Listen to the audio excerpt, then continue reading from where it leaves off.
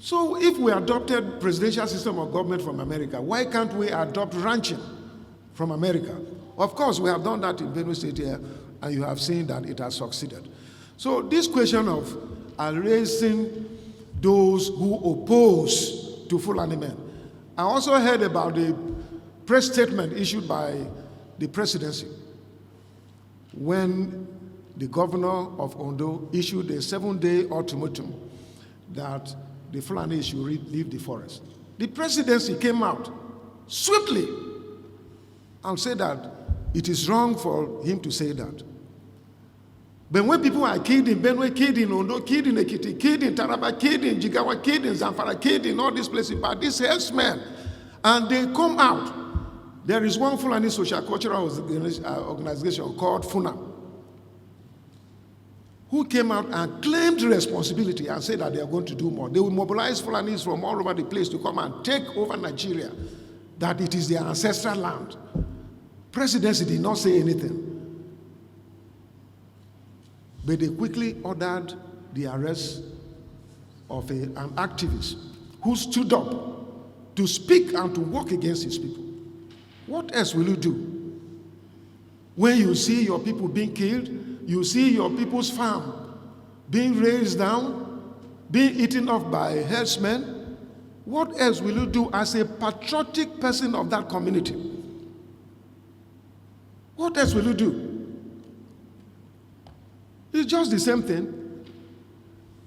The World Terrorist Index have described Fulani as the 4th terrorist group in the world. But up to today, they have not cared, the federal government have not cared to declare herdsmen as terrorist organization. And they have gone further to form Miati Allah, Cattle Hore, Miati Allah, Cattle Breeders, Miati Allah, this one, Funam, that one. And federal government is romancing with them. And federal government comes out to defend them anything time something happens to them. But when they cause pains in the lives of other people, federal government will keep quiet. Federal government have gone ahead to ban iPod. Why can't they ban? What did iPod do that they went ahead and banned them? This one that Fulanis are taking over everywhere under the watch of the presidency, and they're not saying anything. What is the meaning of that? What are they trying to say? When you talk, they will come after you. Some people are afraid in this country to talk because if they come, EFCC will come after them. ICPC will come after them. Security agencies will come after them. They did that to me.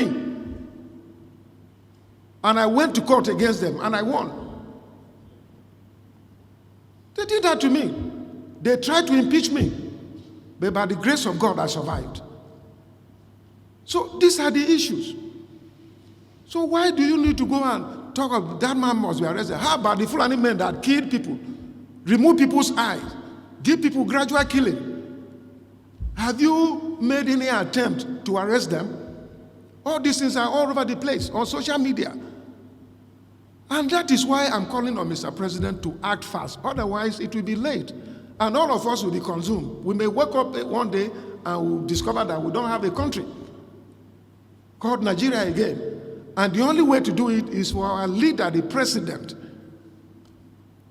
to come in and act fast and behave like a president who is for everybody and is for nobody.